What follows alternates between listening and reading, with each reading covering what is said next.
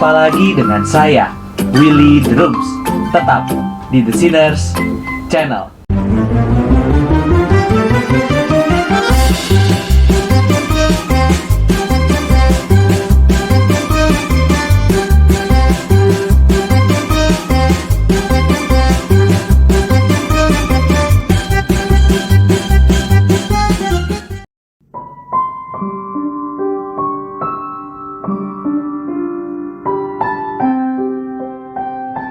Penyaliban adalah hukuman umum untuk kejahatan besar di Kekaisaran Romawi abad pertama, dan banyak orang mati di kayu salib di tangan penguasa kekaisaran. Yesus bukanlah satu-satunya manusia yang pernah disalibkan, namun kematiannya melalui penyaliban menebus dosa. Apa yang membuat kematian Kristus menebus ketika kematian lain melalui penyaliban tidak? Jawabannya adalah bahwa kematian Yesus menebus dosa karena itu adalah kematian manusia Allah yang taat secara sempurna. Kita tidak dapat memahami makna kematian Yesus tanpa memahami bagaimana hal itu terkait dengan jenis ketaatan yang Dia berikan kepada Tuhan. Para teolog biasanya membedakan antara ketaatan aktif dan pasif Kristus dalam menjelaskan apa yang dicapai oleh penebusan. Mari kita mulai dengan ketaatan pasif Yesus yang mengacu pada penderitaan Tuhan kita menggantikan kita. Ketaatan pasif Yesus mengacu terutama pada kematiannya di kayu salib, di mana Dia menanggung dosa kita di dalam tubuhnya di kayu salib, menerima hukuman yang harus kita terima karena pelanggaran kita. 1 Petrus 2 ayat 24. Namun, ketaatan pasifnya tidak terbatas pada apa yang Dia lakukan di kayu salib. Ini mencakup semua penderitaan yang Ia alami selama hidupnya. Tentunya hidupnya di dunia. Lahir ke dunia yang jatuh ini, Yesus mengalami konsekuensi dosa pada tubuh dan hubungan kita. Dia tidak pernah berbuat dosa pada dirinya sendiri, tetapi Yesus tetap tunduk pada pencobaan hidup di bawah matahari. Dia ditolak oleh mereka yang seharusnya menjadi sahabatnya. Lukas 4 ayat 16-30. Dia menderita kesedihan melihat orang lain mati. Yohanes 11 ayat 28-35. Dengan menanggung hukuman dosa dan akibat dosa, Kristus membayar hutang dosa kita. Roma 8 ayat yang ketiga. Jika itu adalah satu-satunya jenis ketaatan yang Yesus berikan kepada Tuhan, semua yang Dia akan berikan kepada kita hanyalah batu tulis kosong sehubungan dengan kebenaran. Kita tidak akan lagi menjadi orang yang tidak benar, tetapi kita juga tidak akan memiliki kebenaran, catatan kepatuhan apapun. Namun, kehidupan kekal diberikan bukan kepada papan tulis kosong, tetapi kepada mereka yang memiliki catatan menaati Tuhan. Itulah sebabnya kita juga membutuhkan ketaatan aktif Yesus. Ketaatan aktif Yesus terdiri dari ketaatan yang sempurna terhadap setiap perintah yang diberikan oleh Allah. Dengan ketaatan aktifnya, Yesus menggenapi segala kebenaran. Matius 3 ayat 15. Satu tindakan ketaatannya yang secara kolektif mengacu pada seluruh perjalanan hidupnya, menjamin kehidupan bagi umatnya. Roma 5 ayat 12-21. Ketika kita percaya kepada Yesus, ketaatan ini dicatat dalam catatan kita. Dan dengan demikian, kita mewarisi hidup yang kekal. 2 Korintus 5 ayat 21. Kebenaran Kristus adalah kebenaran ketika Dia menanggung murka Allah, dan juga ketika Dia taat melakukan semua perintah Tuhan. Itu sebabnya dalam teologi reform kita mengenal dua macam ketaatan Kristus, yaitu ketaatan pasif dan ketaatan aktif. Ketaatan pasif adalah ketaatan ketika Kristus menanggung murka Allah, mengalami sengsara hingga disalibkan dan mati. Dalam ketaatan pasif ini, Kristus taat secara sempurna. Akibat ketaatannya secara sempurna ini, Kristus berhak mengklaim pengampunan dosa bagi kita, sehingga kita tidak lagi mendapatkan penghukuman dari Tuhan. Melalui ketaatannya secara pasif, Kristus juga memimpin kita atau mengalihkan atau mengembalikan kita kepada posisi seperti ketika Adam belum jatuh ke dalam dosa. Inilah buah ketaatan pasif Kristus. Sedangkan ketaatan aktif Kristus adalah ketaatan di dalam Dia memenuhi seluruh hukum Taurat, menaati seluruh perintah Tuhan, dan Dia menaati semuanya itu dari lahir sampai mati. Maka sebagai buah ketaatan aktif ini, Kristus berhak mengklaim hidup yang kekal bagi setiap kita. Adam ketika diberi perintah oleh Tuhan, dia tidak taat, maka dia jatuh ke dalam dosa. Perintah itu seharusnya kalau dia taati, dia beserta keturunannya akan mendapat hidup. Dan hidup dalam pengertian yang paling penuh adalah hidup persekutuan dengan Tuhan, hidup yang kekal. Sayangnya Adam jatuh dalam hal ini, tapi Kristus dari lahir sampai mati, Dia menaati semua perintah Tuhan, mengasihi Tuhan, dan mengasihi sesama manusia. 10 perintah Tuhan Dia taati secara sempurna, sehingga Dia berhak mengklaim hidup yang kekal bagi kita. Oleh sebab itulah kita mendapatkan pembenaran, mendapatkan hidup yang kekal, yaitu karena perbuatan Kristus, kebenaran Kristus yang diperhitungkan kepada kita, bukan karena perbuatan baik kita. Kebenaran Kristus yang diperhitungkan kepada kita ini kita terima melalui sarana atau instrumen iman. Kebenaran Kristus yang diperhitungkan kepada kita menjadi dasar bagi setiap kita untuk dibenarkan di hadapan Tuhan. Kristus ketika menaati perintah Tuhan, mulai dari titik Dia lahir sampai Dia mati. Ini menggambarkan totalitas pengorbanan Kristus, totalitas ketaatan Kristus, demi supaya kita umatnya boleh mendapatkan pembenaran, dan melalui kita dibenarkan, kita mendapatkan keselamatan. Betapa pengorbanan Kristus yang luar biasa bagi kita, demi kita dibenarkan oleh Tuhan. Saya meminjam gambaran yang diberikan oleh Timothy Keller untuk menjelaskan bagian ini. Dia mengatakan, dalam kehidupan real, ketika kita berelasi kasih dengan seseorang, maka pengorbanan yang kita berikan semakin besar ketika orang tersebut semakin bermasalah. Ketika orang yang kepadanya kita berelasi, hidupnya normal saja, pengorbanan yang kita berikan biasanya sangat sedikit. Mungkin cuma mentraktir dia sekali setahun waktu dia ulang tahun. Tapi ketika orang yang kepadanya kita berelasi ada masalah, misalkan melakukan pelanggaran lalu divonis 2 tahun penjara, maka pengorbanan yang kita berikan sebagai wujud kasih kita kepada dia akan semakin besar.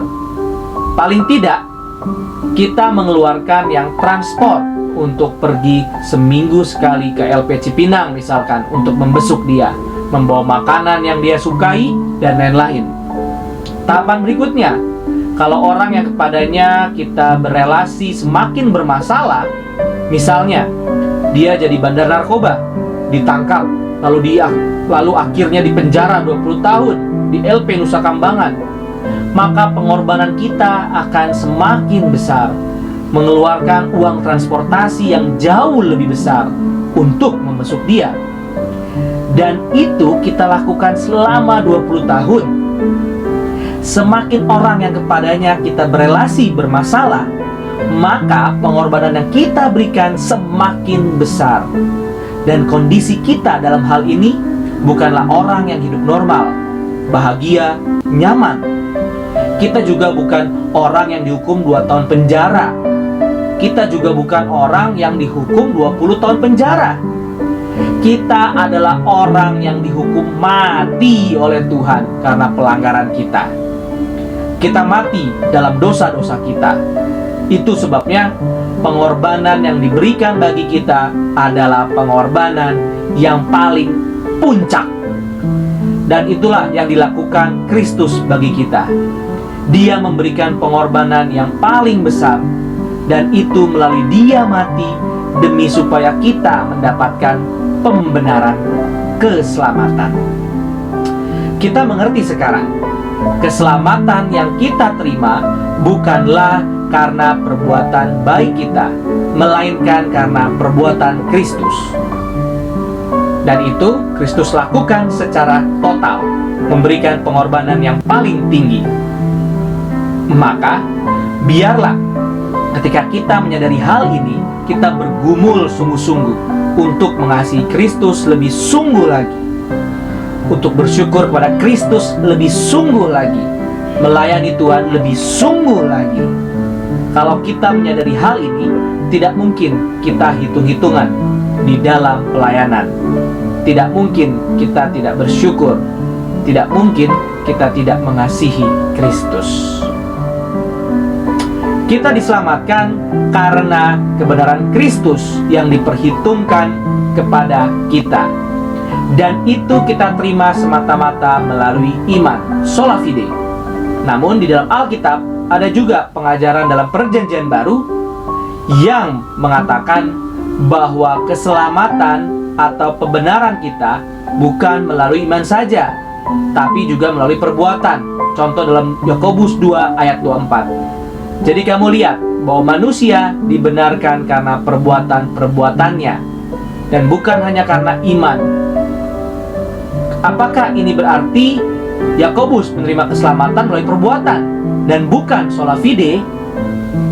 Kita akan bandingkan dengan yang dikatakan Paulus dalam Roma 3 ayat 28. Karena kami yakin bahwa manusia dibenarkan karena iman dan bukan karena ia melakukan hukum Taurat. Apakah Paulus dan Yakobus bertentangan? Jawabannya tidak. Karena Paulus dan Yakobus sedang menghadapi kelompok orang yang berbeda dengan masalah yang berbeda. Paulus sedang menghadapi orang-orang Yahudi yang mengatakan bahwa keselamatan didapatkan melalui perbuatan menaati hukum Taurat. Itu sebabnya Paulus menentang mereka. Keselamatan hanya kita dapatkan melalui iman, bukan melalui perbuatan dengan menaati hukum Taurat. Di sisi lain, Yakobus sedang menghadapi kelompok orang-orang yang berkata, kita bisa diselamatkan melalui kita percaya kepada kebenaran-kebenaran Kristen secara intelektual. Orang-orang ini mirip dengan orang-orang yang suka belajar dan belajar. Tapi yang mereka pelajari dan pahami itu tidak mereka wujudkan dalam kesehariannya. Ini yang ditentang Yakobus. Kalau kita mengatakan bahwa kita beriman, maka iman yang sejati itu harus dibuktikan melalui perbuatan. Kita juga perhatikan perbedaan antara Paulus dan Yakobus ketika merujuk kepada perbuatan.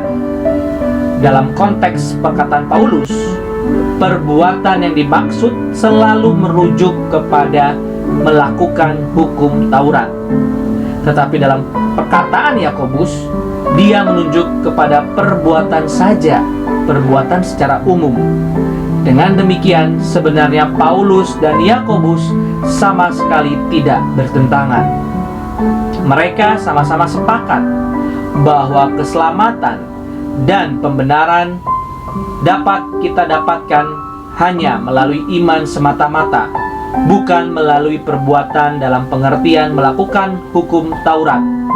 Dan iman yang sejati itu akan menyatakan dirinya melalui perbuatan-perbuatan baik yang kita lakukan di dalam hidup kita. Perbuatan yang dimaksud Yakobus adalah perbuatan sebagai buah dari iman. Perbuatan yang ditentang Paulus adalah perbuatan sebagai dasar untuk kita mendapatkan keselamatan.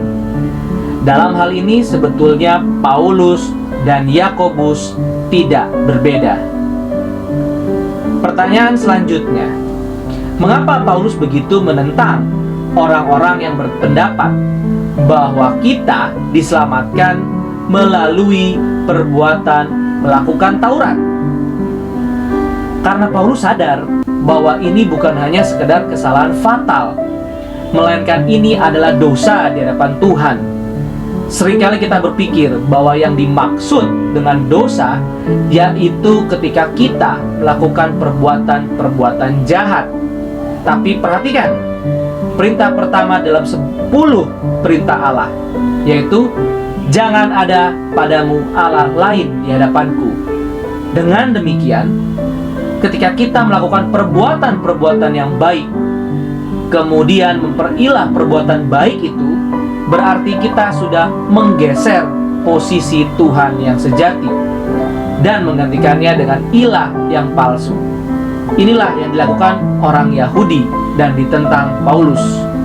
Dan ini juga yang seringkali kita lakukan dalam hidup kita. Tanpa sadar, seringkali kita menggeser posisi Tuhan, meminggirkan Tuhan dari tahtanya, yaitu melalui kita mengagungkan yang kita capai, prestasi, perbuatan baik, kedermawanan, dan pada akhirnya kita memperilah itu. Tuhan yang sejati kita turunkan dari tahtanya, jadi yang dilakukan oleh orang-orang Yahudi dan ditentang Paulus, seringkali tanpa sadar juga kita lakukan. Maka biarlah kita sadar akan hal ini dan percaya bahwa keselamatan kita adalah melalui iman semata-mata kepada kebenaran Kristus, kepada perbuatan baik yang telah dilakukan oleh Kristus. Mungkin kita bertanya, kalau demikian, bukankah iman itu sesuatu atau boleh dikatakan sebagai perbuatan baik kita, yang kemudian melalui iman kita mendapatkan pembenaran dan keselamatan? Jawabannya, tidak. Iman hanyalah sarana atau instrumen yang melaluinya kita mendapatkan pembenaran. Objek pembenaran sendiri adalah perbuatan Kristus. Contoh, ada 3 orang sedang santai-santai di pinggir tebing. Lalu tanpa sadar mereka dikejar beruang dan bisa mati diterkam.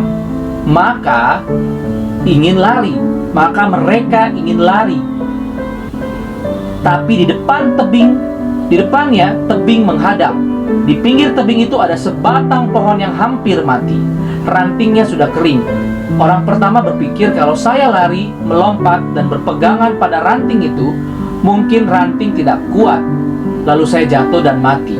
Tapi kalau tidak lari pun, akan diterkam beruang dan mati. Orang kedua dan ketiga berpikir, mungkin pohon itu cukup kuat untuk menopang saya, sehingga kalau saya lari, melompat, dan berpegang ranting itu, mungkin saya selamat dan terhindar dari cengkeraman beruang. Akhirnya baik yang percaya maupun tidak percaya sama-sama melompat. Ternyata mereka sama-sama selamat karena dahan pohon itu ternyata cukup kuat untuk menopang mereka bertiga. Yang percaya dan tidak percaya sama-sama selamat. Tapi yang menyelamatkan mereka bukanlah percaya atau tidak percayanya mereka, melainkan pohon yang cukup kuat itu. Demikian juga kita, yang membuat kita selamat bukan karena iman kita, melainkan objek iman kita. Iman hanyalah sarana atau instrumen yang melaluinya kita berpaut dengan objek kita, dengan objek iman kita. Dalam hal ini kita tetap percaya bahwa keselamatan kita tidak kita dapatkan melalui perbuatan baik, tapi hanya melalui Kristus. Dan untuk berpaut dengan Kristus, Tuhan memakai instrumen iman. Terima kasih. Tuhan Yesus memberkati. Puji Allah, puji Allah, puji Allah Tritunggal. Mulia-mulia bagi Allah, pemberi kurnia keselamatan.